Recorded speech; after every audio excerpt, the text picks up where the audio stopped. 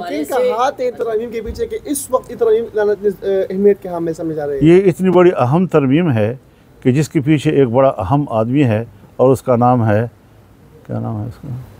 मौलाना साहब ये बताइएगा, बताओ उसका उसके नहीं उसके पीछे मुँह से नक भी हो सकता है।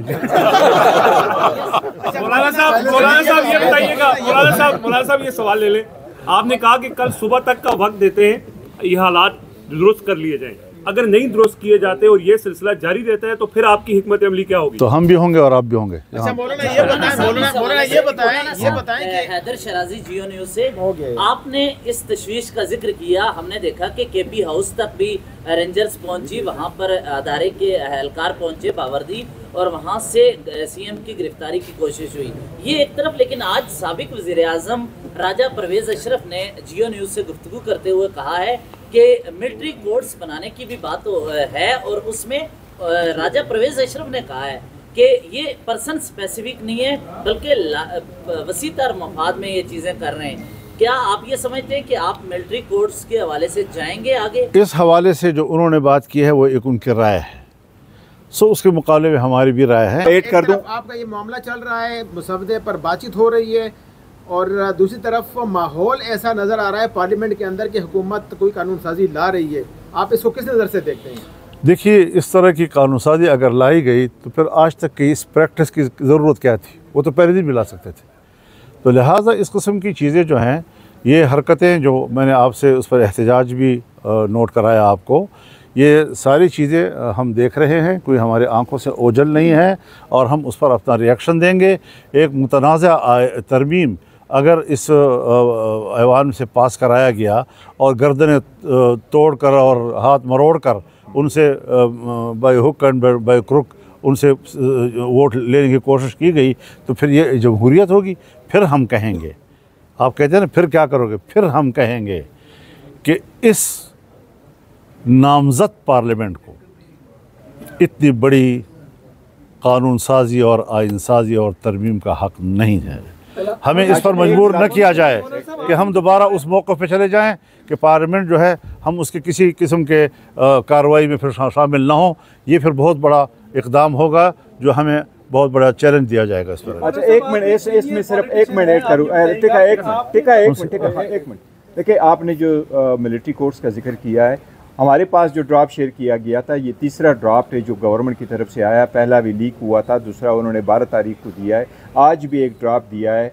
हमारे पास अपना ड्राफ्ट है क्योंकि इन कैमरा प्रोसीडिंग्स से हमने शेयर नहीं किया था, लेकिन अभी ARY न्यूज़ पे वो लीक हुआ है। आप उस ड्राफ्ट को देखें, उसमें कोई मिलिट्री कोर्ट्स का जिक्र नहीं। और हमने दो चीज़ें रखी थी, एक इसका, दूसरी हमने कैटेगोरिकली ये कहा था कि हमें टाइम चाहिए। मौलाना साहब के साथ मीटिंग के बाद हमने कहा सारा कुछ हम लेके जाएंगे, खान साहब के साथ हमारी मुलाकात होगी, वहाँ से इंस्ट्रक्शन लेंगे, तो फिर आपके साथ वो बात। साहब ये बताइएगा, क्या तहरीक तहफ़्फ़ुज़ आईन पाकिस्तान को मौलाना फजलुर रहमान को लीड करते हुए देख रहे हैं कि तहरीक तहफ़्फ़ुज़ आईन पाकिस्तान को मौलाना फजलुर रहमान आने वाले कुछ दिनों में लीड करेंगे? मैं पाकिस्तान को लीड कर रहा हूँ, तुम आपके साथ एक बात कह दीजिएगा कि हमने अपने मेंबर्स को 63A का नोटिस दे दिया है, और जिस मेंबर ने अभी तक वसूल नहीं किया, वो जो ये प्रेस टॉक है उसको 63A का नोटिस ही समझा जाए ताकि उनको डीसी तरमीम होने जा रही है, आपके साथ मिलके आपके रहनुमाई में जैसे जाएंगे हम। मैं एक बात कर लूँ, हमने तमाम अपने अरकान पार्लियामेंट को 63A के तहत नोटिस जारी कर दिए हैं कि वो सब अपनी पार्टी के फैसले के तहत वोट देने के पाबंद होंगे, और कल कोई ये शिकायत न कर सके कि हमें तो पार्टी ने कोई हिदायत नहीं दी थी। दोनों पार्टी ने दी। एक सवाल यह है कि चंद दिन पहले सुप्रीम कोर्ट की तरफ से आइन के आर्टिकल 63A की तशरीह की गई।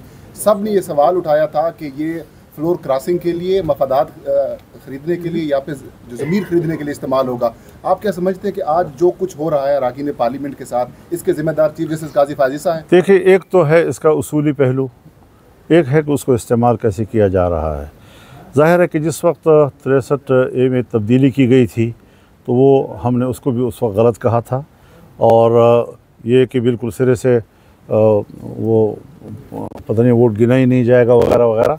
तो उस वक्त सूरत हाल में ये तब्दीली क्यों लाई गई थी, एकदम तब्दीली क्यों लाई गई थी? आज एक ऐसे वक्त में तब्दीली लाई गई है कि फिर एक हुकूमत को उसका फ़ायदा उठाने के लिए तो ये उसूल के तहत ये इक़दाम होने चाहिए, मुल्की और कौमी ज़रूरत के तहत ये इक़दाम होने चाहिए, नहीं है कि आप मौरूज़ी ज़रूरत के तहत इस किस्म के तरामीम करते रहें। साथ मिल के आपके रहनुमाई में जैसे जाएंगे, हम कोशिश करेंगे कि जो प्रपोज़ल आप आगे सबमिट करेंगे, हम as opposition party, the largest opposition party, आप ही के ड्राफ्ट के साथ आगे मिल कर के हम बढ़े। जब स्पेशल कमेटी में हम पहले दिन गए तो पहले दिन से जिस बात का तज़किरा मौलाना साहब ने किया, पहले दिन से हम कमेटी के नोटिस में लेके आए कि हमारे एमएनएगान साहिबान को उठाया जा रहा है और उसकी फ़ैमिली मेम्बरान को हरास किया जा रहा है। उसके बावजूद हम किसी एक मीटिंग को हमने मिस नहीं किया और हमने बड़ी बुर्दबारी का मुजाहरा करते हुए हुकूमत के साथ उस कमेटी के मीटिंग में शुरू हुए। हर मरतबा हमारी अगर कोशिश रही तो ये रही कि हमारे साथ ड्राफ्ट शेयर किया जाए। आज मौलाना साहब के पास हम आए थे जबकि आखिरी मराहल में ये आईनी तरामीम होने जा रही है, हर चंद कि हमें हुकूमत के रवैये पे, हुकूमत के लेजिटिमेसी पे बड़े सवालिया निशान है कि क्या ये कोई कानूनी आईनी हैसियत रखती है आईनी तरामीम करने की या नहीं। लेकिन इस सब के बावजूद हम बैठे रहे कि हम इस प्रोसेस में शरीक हो और मौलाना साहब के साथ थ्रू आउट हम शरीक रहे। लेकिन आज हम मौलाना साहब के सामने भी हमने ये पॉइंट उठाया कि जबकि एक तरफ हम मुज़ाकरात कर रहे हैं, बातचीत कर रहे हैं, कमेटी में बैठे हैं, आगे बढ़ने की कोशिश कर रहे हैं, एक एक शिक को जानने की कोशिश कर रहे हैं, अपना वर्शन बनाने की कोशिश कर रहे हैं, लेकिन उसी के साथ साथ हमारे जो MNAs है और हमारे सेनेटर्स है उनको अगर आप हरास कर रहे हैं तो ऐसे कानून साजी का और आईनी तरामीम का फ़ायदा क्या है। फिर ईवान भी आपका है, ज़ोर ज़बरदस्ती भी आपका है, ये लोग भी सारे आप हैं। जैसे कानून चाहते हैं आप बना लें, फिर जैसे अगर आप कहते हैं कि यही तरीका है फिर हम उस प्रोसेस में शरीक नहीं होंगे। इसलिए आज मौलाना साहब के साथ हमारा तफसीली एक प्रोसेस चला है और उसमें हमने कई सारे चीज़ों पे हमने इत्तेफाक कर लिया, आलमोस्ट इत्तेफाक कर लिया। इंशाअल्लाह ताला कल हमारी एक और भी मीटिंग होगी इंशाअल्लाह ताला और हमारे तरफ से सब कुछ फाइनल हो जाएगा। लेकिन ये पॉइंट आउट करना चाह रहे हैं कि जिस तरह मौलाना साहब ने फरमाया कि अगर हुकूमती रवैया यही रहा तो शायद हम आगे नहीं बढ़ सकेंगे।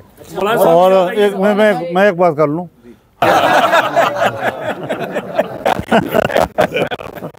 आपके साथ एक बात कह दीजिएगा कि हमने अपने मेंबर्स को 63A का नोटिस दे दिया है और जिस मेंबर ने अभी तक वसूल नहीं किया वो जो ये प्रेस टॉक है उसको 63A का नोटिस ही समझा जाए ताकि उनको डीसी किया जा सके। होने जा रही है आपके साथ मिलके आपके रहनुमाई